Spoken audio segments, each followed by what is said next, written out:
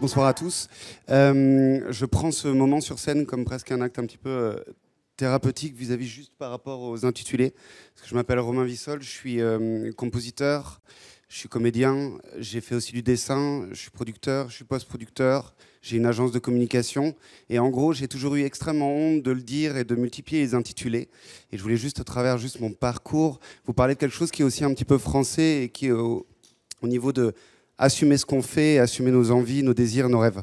J'ai 40 ans, je m'appelle Romain Vissol, je viens d'Auvergne. Je suis arrivé à Paris dans les années 2000. Je voulais faire de la musique à cette époque-là. J'avais fait aussi un peu du théâtre en amateur. Et puis, j'ai pas eu d'argent très vite. J'ai vendu des journaux dans la rue.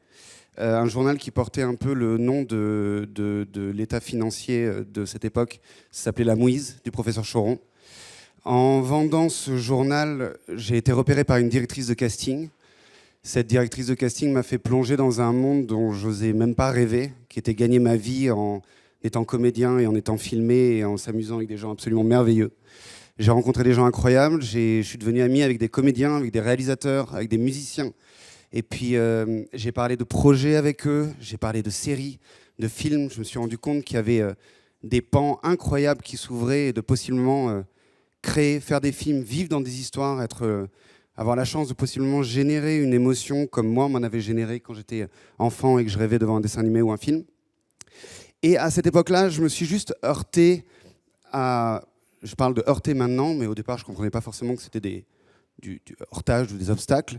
Mais on rêvait, entre nous, à des films, des séries. C'était à peu près les années 2010. À peu près. Au moment où l'industrie musicale s'effondre, où les supports de diffusion de films, en gros, je découvre que si on a une idée intéressante, il faut très vite qu'elle rentre dans une case.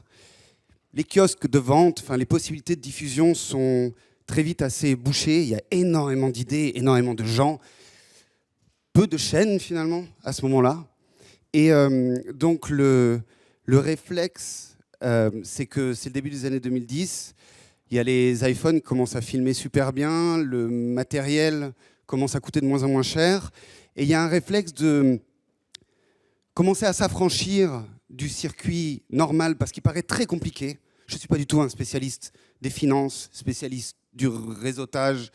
J'ai pas un carnet d'adresses incroyable à cette époque-là. Et on décide, en fait, on a un réflexe un peu sublime de se dire on va se créer notre propre maison.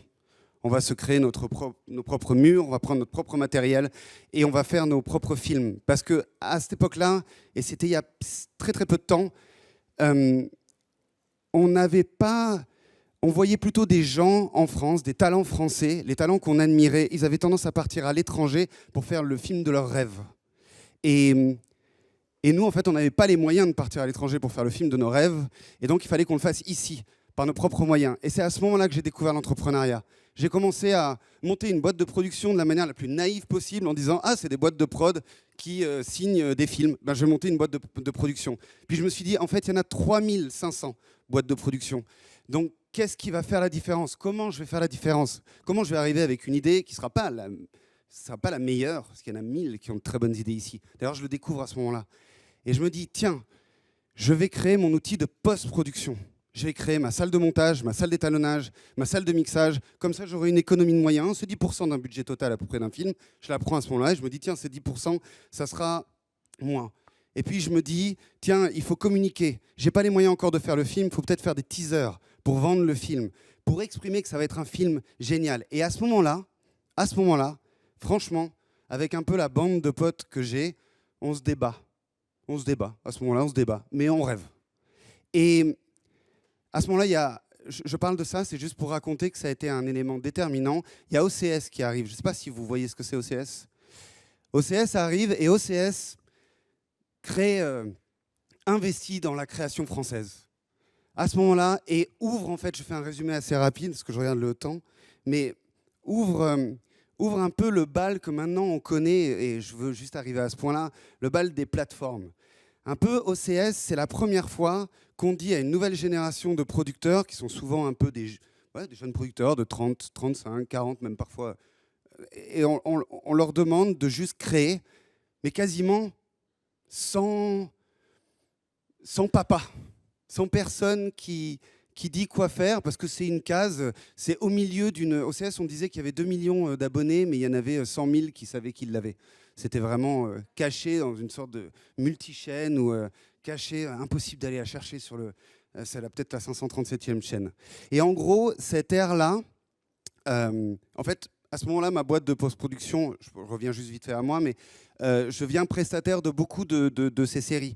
Et puis, en fait, on se rend compte que de cette série, où il n'y a pas de limite créative, je vous promets, à ce moment-là, il y a très peu de retours chaîne. C'est vraiment comme s'il y avait un laboratoire, et c'est ce qu'on appelle les économies impossibles à cette époque-là. Et de là émergent de jeunes producteurs, de jeunes auteurs, de jeunes réalisateurs.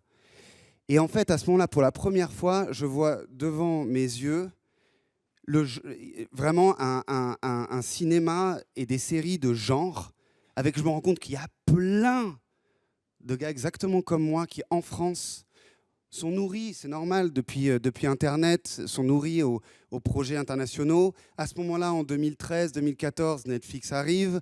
On commence à avoir des séries absolument incroyables qui arrivent, qui révolutionnent. On parle de la nouvelle, les nouveaux bouquins qui sont les séries.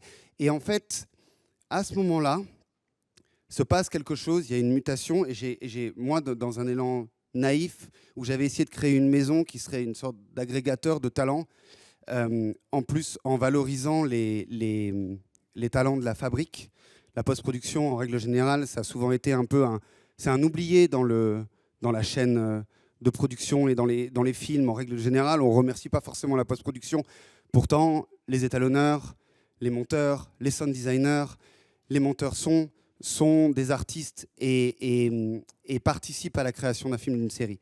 Et en gros, tout ce que je voulais dire, c'est qu'aujourd'hui, le bal des plateformes est ouvert. En gros, aujourd'hui, pour la première fois en France, qui est un milieu qui a toujours été un milieu ultra concurrentiel, et souvent, c'est vraiment que mon point de vue, souvent qui pouvait donner l'impression que d'abord, il fallait avoir un certain rang et déjà un certain statut pour pouvoir déjà faire ce métier, et ensuite qu'il fallait quand même un certain relationnel parce que les décideurs n'étaient pas si nombreux que ça. Et c'est juste que l'ère des plateformes remet une concurrence et génère une bataille que je trouve absolument merveilleuse et dingue, et qui est peut-être la plus grande chance aujourd'hui pour la France et pour les créateurs français, dont humblement j'essaye de faire partie, qui est que la concurrence est remise au niveau des idées. C'est la bataille des idées aujourd'hui. Et que même si ça va sans doute avoir sa perversité, parce que tout a sa perversité et ses points positifs, mais je dis juste qu'aujourd'hui, en effet, comme l'ont dit des gens juste avant, que je trouvais extrêmement juste, on a un moment incroyable qui n'est jamais arrivé dans notre histoire, c'est que toutes les idées en France, de n'importe quel genre, n'importe quelle idée, aura une oreille, aura une écoute, parce qu'il y a tellement aujourd'hui de supports de diffusion que ça devient absolument incroyable, et que l'oublié d'hier, qui était un peu l'auteur en France, devient pour moi la star d'aujourd'hui, et que donc on a besoin d'idées, besoin d'auteurs, et que je trouve ça absolument merveilleux et que c'est extrêmement excitant ce qui arrive aujourd'hui. Merci beaucoup.